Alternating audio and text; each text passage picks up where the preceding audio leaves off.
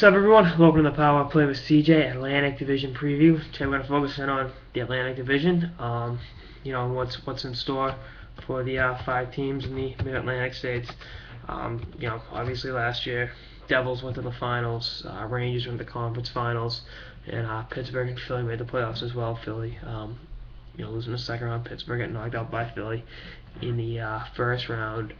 But, again, one of the most tight divisions in hockey, both in terms of geographical area. They're all pretty much right on top of each other. And, in terms of talent on the ice, let's start off with how I project the standings to go. Pretty much the exact same as last year. Rangers, Philly, Pittsburgh, New Jersey, and then the Islanders, who are lost in an abyss. Rangers got the full and complete team, bringing in Rick Nash, having the best goalie, not only in the division, but as the hockey writers said last year, in the game with Lundqvist. Sorry about that.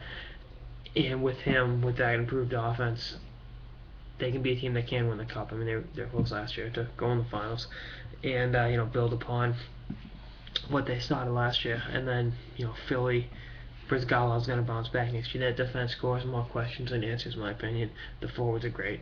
Brizgalov will be better. Defense leaves a lot to be desired. Pittsburgh, a lot of it comes down to Crosby being healthy. Almost all of it comes down to Crosby being healthy, and then they need to make a move to add another top 6 forward to that team. If I'm Pittsburgh, I don't like Pascal Dupuis running shotgun with Crosby start the year. Dupuis had a great year last year, 59 points, but you need a guy that can complement Crosby's game a little. And they have great chemistry, but you need a true sniper to play with Sid.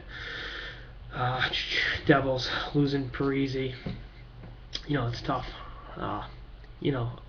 With Brodeur between the pipes, does he have one last run in him? Maybe. But it's going to be a tough year in New Jersey. But I think they will compete for playoff spot. And then the Islanders, Rick DiPietro signed for the next 85 years. Tavares is locked up, but there's no hope really in that situation. It's bad. It's poor. I think they've drafted poorly. They've given up bad contracts and made bad trades. Now it's all the X factors in each team, and I should tie that in, but whatever. The biggest X factor for the Rangers, Derek Stepan. I think when Gaborik comes back healthy in December, with Nash, Brad Richards has a great first line. Stepan has to take advantage of the subpar defense pairings he will be seeing as the Rangers' second line center to create offense on the second line. I think a lot of it comes down to the third-year man from Wisconsin, and he's got to produce his contract here for number 21. For Philly, it's Briz. Like I said, I think he'll bounce back have a great year next year. He showed he can play well. That run in March was unbelievable. The playoff series against the Devils and the Penguins, both left a lot to be desired, but he's too good of a goalie. And in the second year playing that market, he will be much improved. I think there's Justin Perry going from playing in Phoenix to playing in Philly, both in terms of the weather and the fans, without question. And then with the Devils, Adam Henrique, you got a talented youngster that has to step up and help ease the loss of Zach Parise, and it's going to be tough. He's going to increase his production of Colton Kovalchuk to make that motor run. And then the Islanders, that tight defense core.